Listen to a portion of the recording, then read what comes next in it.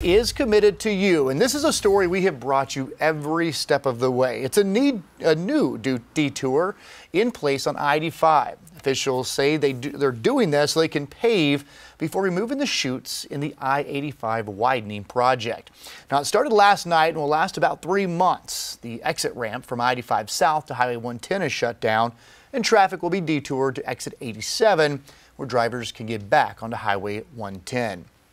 All of this being done in part due to widespread outrage from neighbors, elected officials, and commuters who warned that the chute system was dangerous, and it took a deadly triple fatality crash last month to really wake people up and get them to do something about all of this. Tonight, we're talking to more community members about the work being done and have new information from the DOT. Matt Koufax live in our building with more details on this project. Yeah, Cody, well, I couldn't have said it any better with those residents that warned everyone. They're upset it had to get to this point, but SCDOT officials I spoke to today say it's important to note that this stage that they are at is only the preliminary work before removing that part of the chute system that is underway. This is just the beginning. They tell me after they complete this part, the actual removal of the chute can begin. Neighbors tell me they just want it done as soon as possible. Brad Saint said he's had a lot of jobs lately in places around Cherokee County's I-85 corridor. I haven't heard anybody yet say, oh, I think it's a great idea.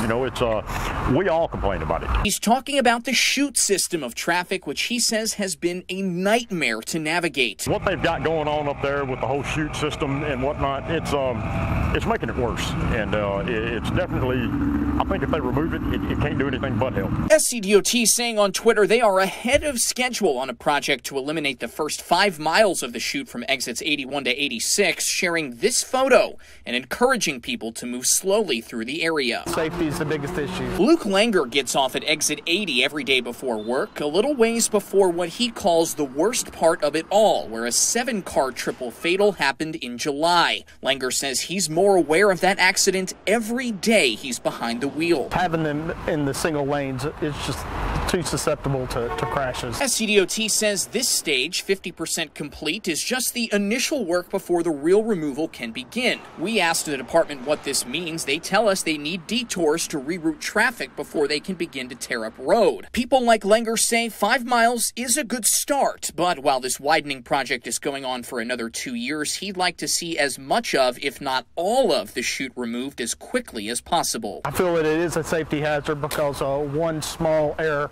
you don't have any room for error. You know, one little bump or one little hit on the partition, you're causing a chain reaction. The Cherokee County administrator, who I also spoke to, tells me that SCDOT has told them it will take about 90 days for all of this to happen. They're saying they're ahead of that schedule now, but he says this is something that is encouraging overall because it's a lot shorter than the initial 6-month estimate they were given. And SCDOT also saying they are considering removing even more of the chute, saying all options are still on the table. Obviously, we will keep you updated on all of this progress. Cody, back to you. And of course, we'll have continuing coverage here on air and inside all of our social media platforms, so continue to check back as we work to get more answers.